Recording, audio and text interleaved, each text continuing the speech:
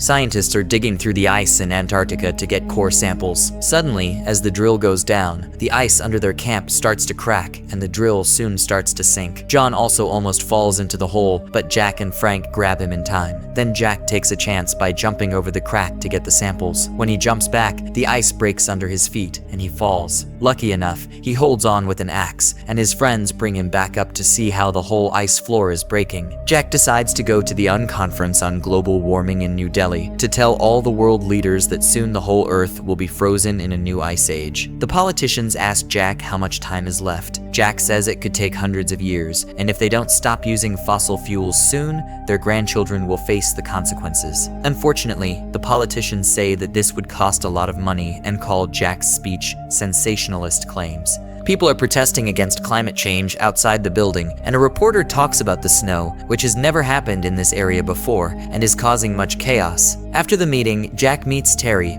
who works for the National Oceanic and Atmospheric Administration. Terry agrees with Jack's theory, so the two of them leave together to talk about their ideas. A few days later, at Terry's monitoring station in Scotland, one worker sees that a boy's temperature has dropped significantly, but another worker just thinks that a strong wave must have moved it. When Terry gets back, they don't tell him about it. It looks like any other rainy day in Japan when all of a sudden, big hailstones start falling from the sky and destroy cars, houses, and even kill some people. In the United States, news about hurricanes has caught weather experts off guard. Many people are dying in this hurricane, which is the strongest one ever recorded. Astronauts on the International Space Station are shocked to see huge, strange storms forming in the sky above Earth. At the same time, Jack's son Sam is on a plane to New York with his friend Brian and his crush Laura. Sam is really scared of flying, and he becomes even more worried when the plane rocks back and forth through a big storm. The pilot announces that there will be some turbulence, so everyone buckles up and holds on tight as the shaking gets worse and bags start to fall all over the aisle. Thankfully, it doesn't last long and Sam realizes that he's been holding Laura's hand. When they arrive in New York, they're surprised to see a large group of birds flying in the west, almost as if they were escaping from something. In fact, animals in farms and zoos are also behaving strangely, as if they are afraid. Sam and his friends go to the competition and perform quite well, but Sam notices a boy from another school named JD constantly flirting with Laura. Later,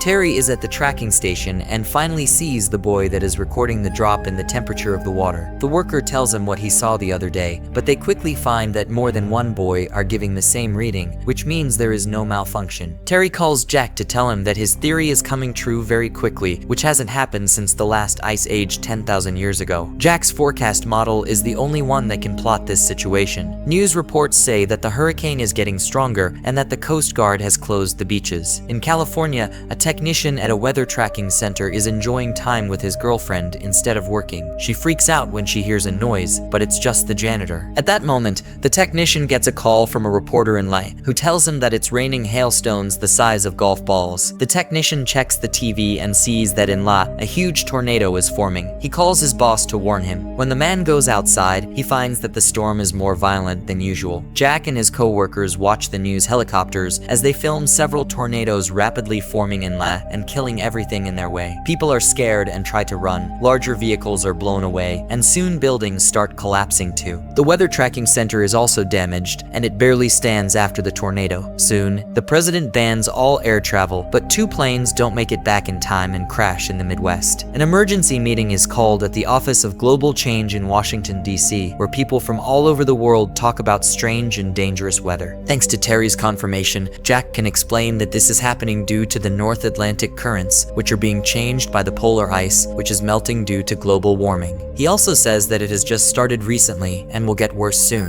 But the climate change theory is still just a theory. That's why Jack's boss gives him 48 hours to find proof and send it to the government. Jack works hard on writing a good report with the help of Frank, Jason, and Janet, the meteorologist at NASA, that he doesn't sleep for 24 hours. When he takes a break, his team finally finishes some math during his break, and they realize that a new ice age is coming in just 6 to 8 weeks. The next day, Sam calls Jack to say that he's stuck in New York because heavy rain has flooded many areas of the city, causing closures. When he hangs up, he finds out that JD is letting his group stay in his fancy apartment. Even though the bad weather hasn't hit DC yet, people are already freaking out and raiding the supermarket. When Jack meets the vice president, he tells him that things are getting worse and that they need to start evacuating right away, but the vice president just ignores him. In Northern Europe, it has been snowing rapidly for 24 hours with no signs of stopping. A search and rescue team is sent to rescue the royal family, but the chopper can't see anything and gets stuck in the middle of the storm. Soon, the blades of the choppers start to freeze and they start crashing. Only one pilot survives, but as soon as he looks outside, he is frozen to death. When Terry hears about what happened, he sends confidential data to Jack because he has a more powerful computer to analyze it. They find out that a hurricane is forming over land, which is not supposed to happen. There have been no trains in New York for 3 days because of the rain, and water is now pouring out of gutters in the street. Canada's ocean level rose 25 feet in a matter of seconds. This has led to terrible storms, and there are even rumors of a tropical hurricane. Just before the power goes out, Sam and his friends watch these headlines on TV. JD then says he needs to go get his brother, so he offers to drive the group there too. When they exit the building, they discover the city is a mess and the water level is rising. Even worse, workers at the nearby zoo find that the wolves have escaped. Although people are seeking refuge in the National Library, a homeless man can't go there with his dog, as pets are not allowed. Cars are unable to move because of the water, and a lot of people get stuck inside them. Sam's group also starts running toward the library, but Laura stays behind to help a family in a car, hurting her leg. A huge wave comes out of nowhere and hits the Statue of Liberty. It then slowly covers the city and kills thousands of people. Sam runs back to get back to Laura and take her into the library, right before the wave comes through the area, going to the first floor of the library. Moments later, Jack finishes his math and calls Terry to let him know that the air is descending too rapidly, which is causing storms in Canada, Scotland, and Siberia that are getting worse and will soon spread to other places. Their prediction of 48 hours is wrong. It will only take 48 hours for the new ice age to start. They can do nothing to stop it. They can only try to save lives. At that exact moment, Jack gets a message about what's going on in New York and quickly runs to meet his wife, Lucy. In New York, everyone who made it out alive, including the dog, is trying to get comfortable in the library. Sam searches for a payphone because no one else has signals on their phones. He ends up going to the floor to call his parents and let them know that he's okay. Jack tells him what's going on and tells his son to stay inside because the storm is getting worse and everyone outside will freeze to death. More and more water is rising on this floor until it reaches the top and the call ends. Laura thinks for a moment that Sam has drowned, but he is able to swim out. She then looks for dry clothes for Sam and gives him a hug to share her body heat. Moments later, everyone hears a strange noise. When they turn around, they are shocked to see a cargo ship floating through the flooded streets and crushing the cars. In the meantime, Jack makes up his mind to go to New York to save his son, no matter how dangerous it is. Even though his boss knows he can't stop him, he tells him to try again with the government because this time they have a meeting with the president himself. At the meeting, Jack gives a great speech in which he urges people from the north to leave the country as soon as possible and head south, maybe even to Mexico. Once more, the vice president isn't satisfied with anything Jack says, but this time, the president's team immediately scolds him for not paying attention when he should have. To make the plan easier, Jack draws a line on the USA map of all the people who can still be evacuated. He then tells that it's too late for those far away because anyone going into that area will freeze. When Jack leaves, the vice president tries to protest again. The president ignores him and approves Jack's plan. The power goes out in Terry's station, and the team chooses to drink because they don't think they'll be rescued. The library in New York is out of power too. The homeless man sees that the flood has frozen over and that people are using the chance to walk on ice to head south. The survivors in the library start to get ready to do the same. Sam tries to stop them by saying what Jack predicted, but most of them ignore him and leave anyway. As the temperature drops fast, the small group that is still there has no choice but to start burning books to keep warm. They also break the vending machines to get food and use the carpets to keep them warm. Outside the city, people are suffering from colds and regret leaving the library. Some of them are starting to die as well. Meanwhile, Mexico closes its borders because it can't take in any more American refugees. Because all the roads are blocked with cars, people start crossing the river to get to Mexico as illegal immigrants. After a few hours, traffic finally starts moving again because the US president has made a deal to forgive all of Latin America's debt in exchange for opening the borders. Lucy is reading to a patient in a hospital in Washington, D.C. when she gets the bad news.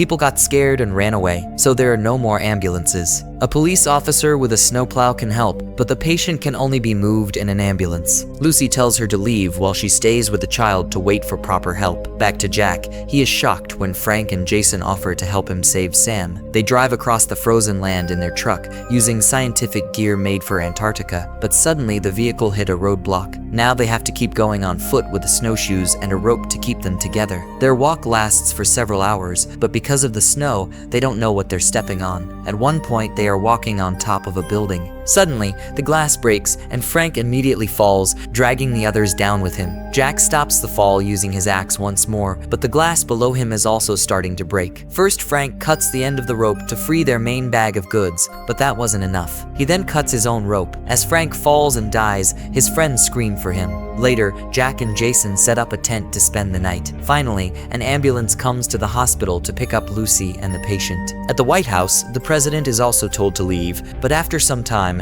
the vice president gets the news that the president got stuck in the storm and died. Astronauts on the International Space Station look down at Earth and see a huge cloud covering it. They take pictures to send to Janet. Once she sees them, she predicts that the Canadian storm will hit New York in an hour. Laura can't sleep in the library, so Sam talks to her and finally confesses to her how he feels. Laura reacts by giving him a kiss. In the morning, the group finds out that Laura is unconscious because of a fever. They look up the signs in a medicine book and check her leg. They see that the cut she got the other day has caused blood poisoning. The book says she needs penicillin right away or she'll lose the leg, so Sam chooses to look for medicine on the cargo ship. Brian and JD offer to help. The three people quickly get to the ship, but they don't know that the wolves that got out of the zoo can smell them. The door to the infirmary is locked, so Sam carefully climbs around the wall by going out a hallway window. He breaks the window in the infirmary and goes inside. He opens the door for his friends and Brian finds the penicillin. Sam wants to go back immediately, but Brian and JD tell him they should also get food. When they get to the kitchen, the wolves appear and start chasing them through the ship. A wolf bites Jason on the leg, and Sam hits it on the head until it lets go of his friend. They shut the door behind them. Now, the center of the storm has finally reached New York. Sam notices this and thinks of a plan. He'll lure the wolves out of the room so his friends can lock the door. Then Sam walks across the outside wall to use the window again, but he steps on broken glass by mistake, which draws the wolves' attention earlier than planned. He starts running quickly, and after a few turns, manages to get them to go into a hallway where he locks the door. The wolves go to the other end of the hallway to get to the kitchen, but Brian and JD have already locked that door and are now collecting supplies. As they drag the boat out of the ship with all of their stuff and an injured JD on board, buildings around them start to freeze and fall. Sam and Brian have to grab JD and run into the library, where they rush into the warm room before the rest of the building freezes. The group works right away to make the fire stronger. Jack and Jason keep moving through the frozen land, but Jason finally falls down from exhaustion, and Jack has to drag him through the snow. As soon as he sees the storm's center, he starts digging in the snow and finds a hole that he can throw himself and Jason through, right before this area freezes too. After a few hours, Jason wakes up to find the tent set up and a few fires going on. When Jack sees him, he wants to keep going. He doesn't listen to Jason's suggestion to wait because Jack thinks Sam might not be able to survive for long. As Jack and Jason walk through the storm, they keep finding frozen bodies. They only stop to sleep in the tent at night. Jack says that people lived through an ice age, but they won't make it through this one if they aren't more careful from now on. Later, the crew of the International Space Station sees that the storm in Europe is ending, which means they can finally see land again. Jack also comes out of the tent at the same time and sees that the sky is clear. He and Jason can walk faster now, and they soon get to New York,